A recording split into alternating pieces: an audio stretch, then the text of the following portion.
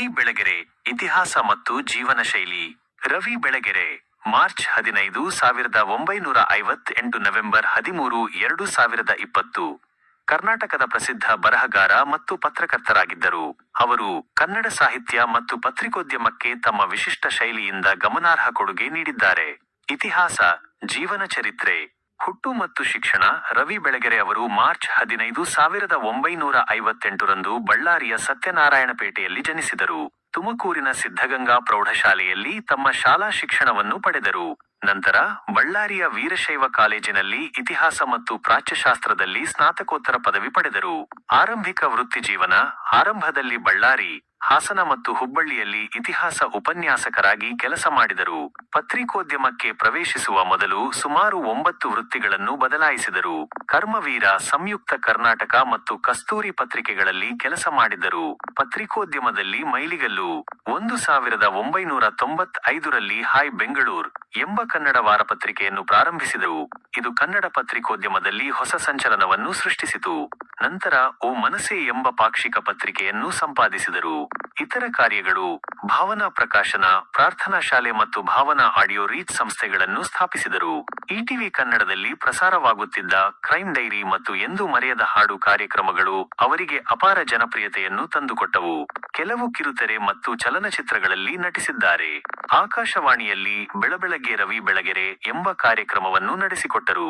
Big boss ಕನ್ನಡದ 7ನೇ ಸೀಸನ್ನಲ್ಲಿ ಭಾಗವಹಿಸಿದ್ದರು. ಬರಹಗಾರರಾಗಿ ಕನ್ನಡದಲ್ಲಿ 100 ಪುಸ್ತಕಗಳನ್ನು ಬರೆದಿದ್ದಾರೆ ಮತ್ತು ಅನುವಾದಿಸಿದ್ದಾರೆ. ಅವರ ಕೆಲವು ಪುಸ್ತಕಗಳು ವಿವಾದಾತ್ಮಕ ವಿಷಯಗಳ ಮೇಲೆ ಬೆಳಕು ಚೆಲ್ಲುತ್ತವೆ. ವೈಯಕ್ತಿಕ ಜೀವನ. ಅವರು 2 ಬಾರಿ ಮದುವೆಯಾಗಿದ್ದರು. ಮೊದಲ ಪತ್ನಿ ಲಲಿತಾ ಅವರಿಂದ ಚೇತನ, ಭಾವನಾ ಮಗಳು ಮತ್ತು ಕರ್ಣ ಮಗ ಎಂಬ 3 ಮಕ್ಕಳಿದ್ದಾರೆ. ಎರಡನೇ ಪತ್ನಿ ಯಶೋಮತಿ ಅವರಿಂದ ಹಿಮವಂತ್ ಎಂಬ ಮಗನಿದ್ದಾರೆ. ಜೀವನ ಶೈಲಿ. ರವಿ ಬೆಳಗೆರೆ ಅವರ ಜೀವನ ಶೈಲಿ ವಿಶಿಷ್ಟ ಮತ್ತು ವರ್ಣರಂಜಿತವಾಗಿತ್ತು. ಬರವಣಿಗೆಯ ಶೈಲಿ. ಅವರ ಬರವಣಿಗೆಯ ಶೈಲಿ ಅತ್ಯಂತ ಆಕರ್ಷಕವಾಗಿತ್ತು.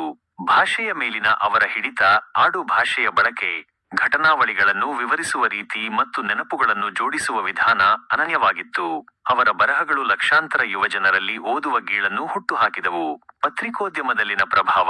ಮುಖ್ಯವಾಹಿನಿ ಪತ್ರಿಕೋದ್ಯಮಕ್ಕಿಂತ ಹೆಚ್ಚಾಗಿ ಟ್ಯಾಬ್ಲಾಯ್ಡ್ ಪತ್ರಿಕೋದ್ಯಮದ ಮೂಲಕವೇ ಖ್ಯಾತಿ, ಹಣ ಮತ್ತು ಪ್ರಭಾವವನ್ನು ಗಳಿಸಿದರು. ಸಾಮಾಜಿಕ ದೃಷ್ಟಿಕೋನ. ಅವರು ಜಾತಿಮತ ಮೀರಿದ ಮಾನವ ಪ್ರೇಮಿಯಾಗಿದ್ದರು.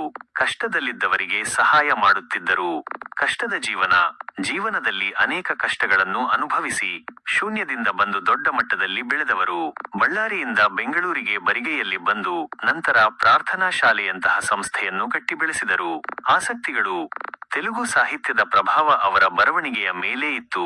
ಜ್ಯೋತಿಷ್ಯದ ಬಗ್ಗೆ ಆಸಕ್ತಿ ಹೊಂದಿದ್ದರು, ಆದರೆ ಅದನ್ನು ಕೇವಲ ಒಂದು ವಿದ್ಯೆಯಾಗಿ ನೋಡುತ್ತಿದ್ದರು.